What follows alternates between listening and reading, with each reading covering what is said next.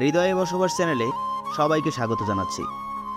কথা প্রসঙ্গে কিংবা বিনা প্রসঙ্গেই অনেক সময় অন্যকে নানা প্রশ্ন করি, তবে সব প্রশ্ন সবাইকে করতে নেই, সব কথা সবাইকে বলতে নেই। আলাপে এই সীমা মেনে চলাটা অত্যন্ত জরুরি।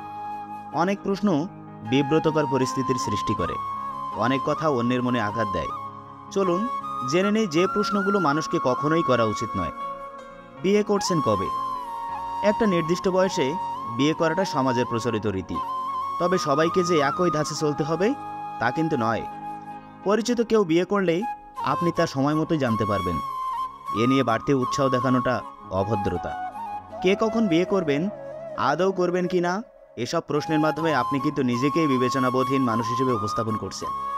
অবিবাহিত নারীকে অধিকাংশ ক্ষেত্রে এসব প্রশ্নের সম্মুখীন হতে হয়। তিনি উচ্চশিক্ষিত হলে তার শিক্ষার প্রতি নেতিবাচক ইঙ্গিত করেন কেউ কেউ। অবিবাহিত নারীর মা বাবাও রেহাই পান না। এসব প্রশ্ন এবং বাক্য কোনোটাই সুরুচির পরিচায়ক নয়। বাচ্চা নিচ্ছেন কবে?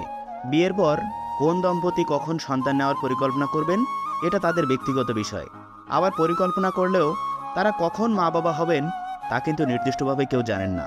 শারীরিক অসুবিধার কারণেই অনেক দম্পতি চিকিৎসাধীন অবস্থায় থাকেন। এসব উটকো প্রশ্ন মাত্রই তাদের জন্য মানসিক আঘাত। সংসার করতে পারলে না?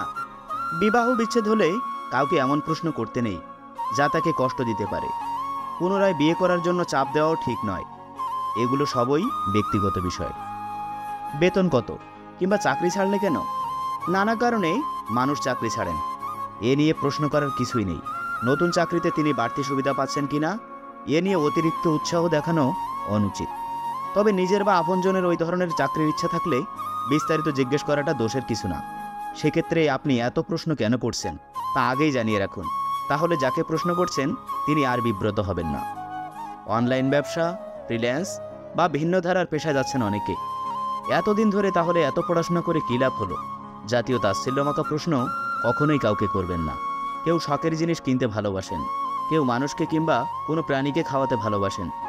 এসবের পয়সা কোথা থেকে আসছে তা জানতে চাওয়া কিন্তু রীতিমতো অভদ্রতা। অনেকে বয়োজ্যেষ্ঠ পিতামাতাকেও সন্তানের পেশা বা শখ নিয়ে একটু কথা শোনাতে ছাড়েন না। এ ধরনের কথা বলা থেকে বিরত থাকুন। ও কেন ওখানে থাকে? সন্তানের বিয়ের পর তিনি মা বাবার সঙ্গে না থাকলে যে তাদের অবহেলা করছেন এমন ভাবাটা ভুল।